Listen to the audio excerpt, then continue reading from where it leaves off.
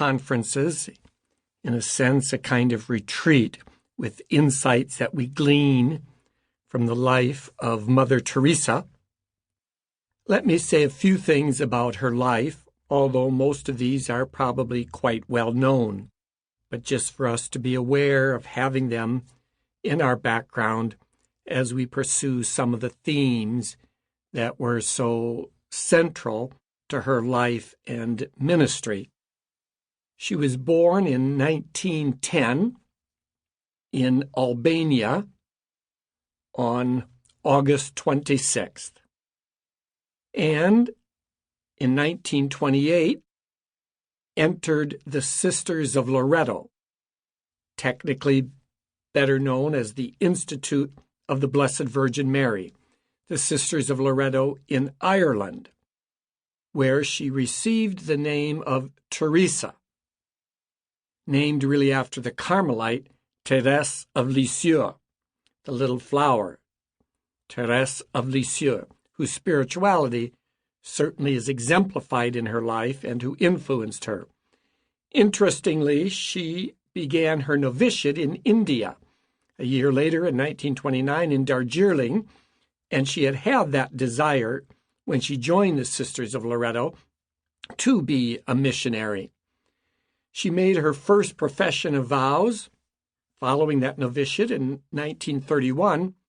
and then served as a teacher and a principal of a school in Calcutta for almost 20 years, making her profession of final vows during that time as well, and also in 1942 making a private vow to God not to refuse God anything.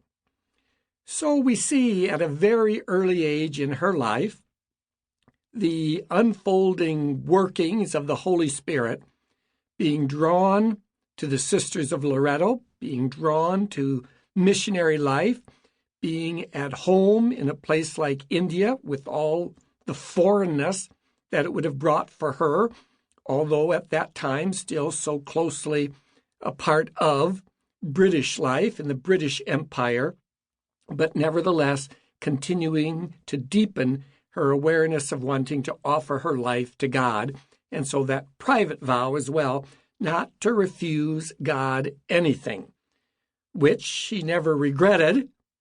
but which many of us might regret making such a vow, because it's certainly clear in her life what God will ask of her. In 1946, so this would be about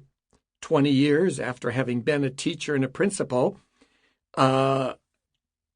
tremendous day in August of that year, known as the Day of the Great Killing,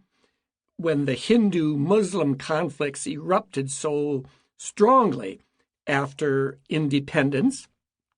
In September, less than a month after that,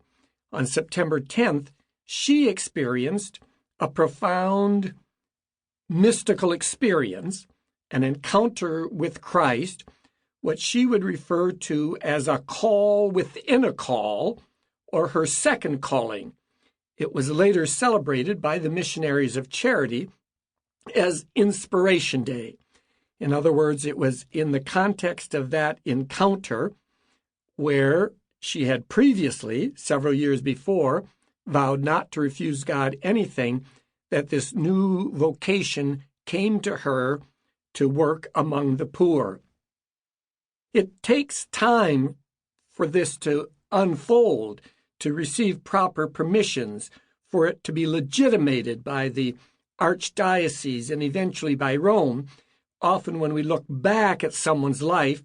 we see it as a whole, and we don't see the amount of time something might take, the anxiety with which one might live, as one attempts to work out a destiny, an inspiration, a call. But she receives this sense of the call within a call, and in 1948, on January 6th, receives permission from the Sisters of Loreto to live apart, and from the Archbishop to serve the poorest of the poor in Calcutta. And that is an expression we'll come back to in order to establish.